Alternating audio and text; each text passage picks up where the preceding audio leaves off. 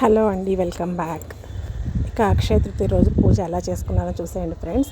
గుమ్మం దగ్గర ఈ విధంగా ముగ్గులు పెట్టేసి దీపాలు అయితే పెట్టేసుకున్నానండి. ముందు రోజే ముగ్గులంతా కూడా వేసి రెడీ చేసుకుంటే మార్నింగ్ అయ్యంగానే ఎర్లీ మార్నింగ్ బ్రహ్మముహూర్తంలోనే పూజ జరిగిపోతుందండి. ఇక మార్నింగ్ 8 గంటలకు ఎలా ఫస్ట్ వాకింగ్కి వెళ్ళిన తర్వాత వచ్చేటప్పుడు ఇలా అమ్మవారి గుడికి వెళ్ళానండి. లాస్ట్ ఇయర్ కూడా నేను ఇదే గుడికి వెళ్ళాను. మన ఛానల్లో ఆల్రెడీ వీడియో కూడా యాడ్ చేశాను నేను. కానీ ఆ రోజైతే గుడి క్లోజ్ చేసినారు. ఈరోజు మార్నింగ్ 8 కాబట్టి గుడి ఓపెనింగ్లోనే ఉందండి. ఇక్కడ అమ్మవారి దర్శనం చేసుకొని వచ్చేసాము. నేను మా చిన్న బాబు ఇద్దరం వెళ్ళామండి. ఈరోజు సండే కాబట్టి బాబుని పార్కుకి తీసుకెళ్ళి వస్తూ ఇలా ఇక్కడ గుడికి వెళ్ళేసి వచ్చానండి. ఇక్కడ అమ్మవారి గుడి చాలా బాగుంటుందండి. మొత్తము బ్యాక్ సైడ్ దేవుళ్ళు అందరూ ఉంటారు.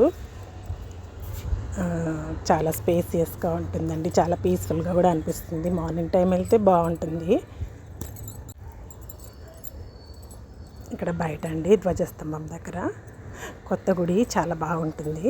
ఇక ఇంటికి వచ్చేసి బ్రేక్ఫాస్ట్ అయిన తర్వాత ఆఫ్టర్నూన్కి లంచ్ కోసం అయితే నేను వడలు వేస్తున్నానండి. ప్రసాదంగా పెడదామనేసి మార్నింగే చేసి పెట్టేశాను. అలసంద పప్పు వడలు అయితే వేస్తున్నానండి. స్వామికి నైవేద్యంగా పెట్టేసి మార్నింగ్ ఇక ఆఫ్టర్నూన్కి మళ్ళీ మాకు లంచ్ టైంలో మళ్ళీ వేస్తున్నాను. వడలు పాయసం అదండి ఈరోజు మెను.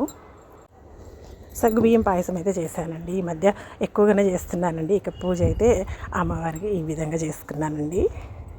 ఫస్ట్ నైవేద్యం చేసేసుకొని ఇక స్వామికి ఇలా ఈ విధంగా నైవేద్యం సమర్పించి దీపాలు అయితే పెట్టుకున్నానండి. పూజ గది అంతా కూడా ముందు రోజే క్లీన్ చేసి పెట్టేసుకున్నానండి.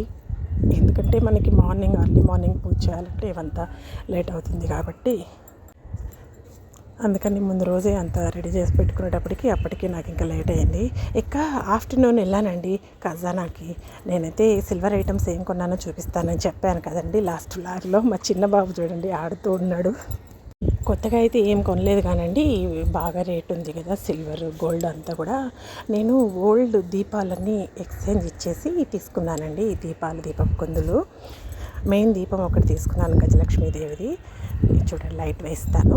ఇక సైడ్ దీపాలు 2 తీసుకున్నానండి. నా దగ్గర ఆల్రెడీ ఈ ప్లేట్ ఉంది. ఈ ప్లేట్లో అయితే దీపాలు ఎగ్జాక్ట్గా సరిపోయాయండి. ఖజానాలో కొన్నవే అండి ఓల్డ్ ఐటమ్స్. కానీ నాకు 200 గ్రామ్స్ ఇస్తే ఓవరాల్ వెయిట్ 150 గ్రామ్స్కి ఇవి వచ్చాయండి. బాగా 50 గ్రామ్స్ వేస్టేజ్లోనే పోయింది. 75% ఇచ్చారండి. నాకైతే చాలా బాధ అనిపించింది. దీపాలు అంటే ఓల్డ్ అయ్యాయి, ఒక 10 ఇయర్స్ దాకా అవుతుందని మార్చాను కానీ వద్దు అనిపించింది ఫైనల్గా. ఇక అమ్మవారి ప్రతిమ నా దగ్గర ఉంది కదా, ఇలా పెట్టానండి. ఇలా పెట్టేస్తే కూడా చాలా కళగా అనిపించింది. అమ్మవారికి సాయంత్రం అయితే నేను అభిషేకం చేస్తున్నానండి. మధ్యాహ్నం కొనుక్కొని వచ్చాను కదా, ఇక సాయంత్రం అయితే అభిషేకం చేశాను. ఈ విధంగా చాలా బాగా అనిపించిందండి ఇలా పూజ చేసుకోవడము. మార్నింగే వెళ్దామంటే ఇక ఖజానాకి కుదరలేదండి. మార్నింగ్ పూజ టిఫిన్ పని ఇక అంతలోపల మధ్యాహ్నం అయింది. ఇక అన్నం చేసేసి ఇక మధ్యాహ్నం 3-4 అలా వెళ్ళామండి. రష్ తక్కువ ఉంటుందని. అయినా అప్పటికి కూడా చాలా రష్ అయితే ఉందండి. 2 అవర్స్ పట్టింది. ఈరోజైతే యాక్చువల్గా అమ్మవారికి చీర కట్టి చాలా బాగా డెకరేషన్ చేసి అన్నీ చేయాలనుకున్నానండి. నాకైతే టైం సరిపోలేదు. మార్నింగ్ 4కి లేసినా సరే అన్ని పనులు అయితే చేసుకోలేకపోయానండి. మధ్యలో ఈ పర్చేజ్ వల్ల ఇంకా లేట్ అయిపోయింది నాకు. ఇక అమ్మవారికి అభిషేకం అయితే కంప్లీట్ అయ్యిందండి. ఇలా అభిషేకం చేసేటప్పుడు ఓం శ్రీ మాత్రే నమః అని అనుకుంటే చాలండి, మంత్రాలు రాకపోయినా కూడా.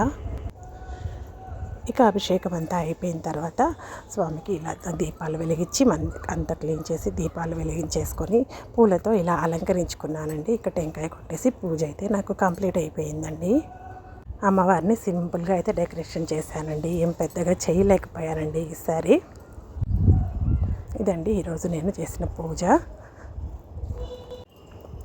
ఓకే ఫ్రెండ్స్, ఇలాంటి మరిన్ని వీడియోస్ కోసం నా ఛానల్ని సబ్స్క్రైబ్ చేసుకోండి. Thank you for watching.